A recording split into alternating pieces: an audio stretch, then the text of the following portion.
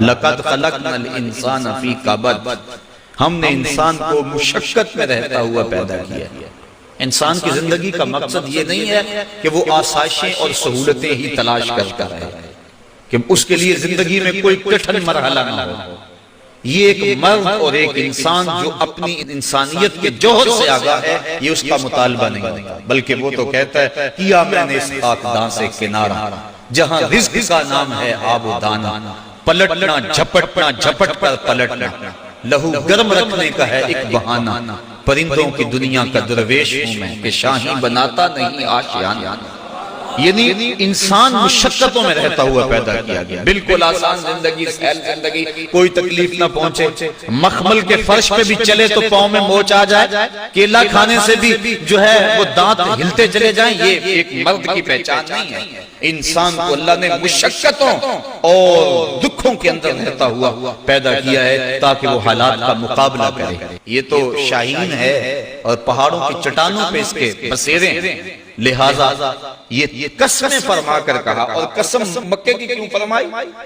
شہر محبوب کی قسم کیوں فرمائی؟ اس لیے کہ اس شہر میں حضور نے پتھر کھائے تھے، اس شہر کے اندر گڑے کھودے تھے، اس شہر کے اندر اجریاں ڈالی گئی تھی، اس شہر کے اندر حضور علیہ السلام کے اوپر کوڑے ڈالے گئے تھے۔ اس لیے کہا محبوب اس شہر کی قسم، جس شہر میں تم نے دکھ سہے، جس شہر کے اندر تم نے تکلیف سہی، کھدے ہوئے گڑے، بچھے ہوئے کانٹے، راستوں کی تکلیفیں تم نے سہی اور ہنس کے سہی، میرے نام پہ سہی۔ محبوب اس شہر کی قسم، ہم نے انسان کو آسائشوں میں رہتا ہوا نہیں بلکہ دکھوں کے ساتھ ٹکراتا ہوا پیدا کیا۔ وہ حالات کے جبر کا مقابلہ کرتا ہے، وہ کشمکش کے اندر کود جاتا ہے، وہ ہنگامہ خیر و شر کے اندر ایک موتی بن کے نکھرتا ہے۔ وہ آسان زندگی کا متلاشی نہیں ہے بلکہ محبوب تیرے شہر کی قسم انسان کو مشقتوں میں اور تکلیفوں میں رہتا ہوا پیدا کیا گیا ہے۔ تمام عمر طوفان سے کھیلتے گزری، تمام عمر طوفان سے کھیلتے گزری، نیا کے ڈوبنے کا ڈر بھی رہا۔ یہ ہے زندگی ایک مومن۔ ہر بندہ چاہتا یہ ہے کہ میرے لیے دکھ کوئی نہ ہو، گھر میں آسودگی، گاڑی میں آسودگی، میں کوئی کام نہ کروں میرے لیے مشقت نہ ہو، آسودگی ہو جائے۔ یہ جو ڈبل شاہ کا کاروبار چلا یہ بھی اس لیے ہر بندہ چاہتا تھا یوں ہی میرے پاس پیسے آ جائیں، نہ مجھے کام کرنا پڑے، نہ دماغ لڑانا پڑے، نہ مجھے اپنے اعضاء کو حرکت دینی پڑے۔ تو یہ انسان جو ہے وہ کیسی سوچ رکھتا ہے، جبکہ اللہ تعالیٰ نے قسمیں فرما کر کہا محبوب ہم نے انسان کو مشقتوں میں رہتا ہوا پیدا کیا ہے، دکھوں کے ساتھ نبھاؤ۔ اگر انسان قرآن کی اس فکر کو سمجھ لے کہ یہ تو مرد کے ساتھ ہوتا رہے گا، یہ کشمکش تو اس کے ساتھ جاری رہے گی، حالات کا ٹکراؤ تو اس کے ساتھ رہے گا، اس کو تو ان دکھوں سے گزرنا ہوگا، اس بھٹی کے اندر اپنے آپ کو ڈالنا ہوگا، تو اس کو تکلیف آئے گی لیکن پریشانی اس کی وہ نہیں ہوگی۔ واصف علی واصف نے کہا تھا کہ اپنی مرضی اور اللہ کی مرضی میں فرق کا نام غم ہے۔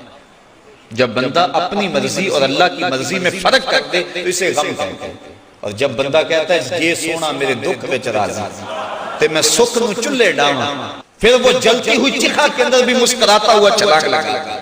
جبریل پوچھتے بھی ہیں کہ اب تو کہہ لو نا کہ مجھے اس دکھ سے بچا لیا جائے، اللہ کا نام لیوا، توحید کا پرستار دنیا پہ ایک ہی ہے اور وہ بھی آگ میں کود رہا ہے۔ تو جواباً خلیل علیہ السلام کہتے ہیں جبریل بتاؤ نا ان کافروں کے دل میں کس نے ڈالا کہ مجھے آگ میں جلایا جائے، اس کی مشیت کے بغیر ہو گیا یہ؟ کہا رب جلیل نے، کہا اگر جلیل کی یہ مرضی ہے تو پھر خلیل کی بھی یہ بھی ہے۔ تو پھر انسان کے لیے دکھ نہیں رہتا بلکہ اس دکھ کے اندر سے بھی انسان لذت کشش کر لیتا ہے۔ تو کہا انسان کو ہم نے مشقتوں میں رہتا ہوا پیدا کیا ہے، دکھ اس کا گھیرا کریں گے، بیماری اس کا گھیراؤ کریں گی، غربت پسماندگی اس کو تکلیف دے گی، لیکن یہ حالات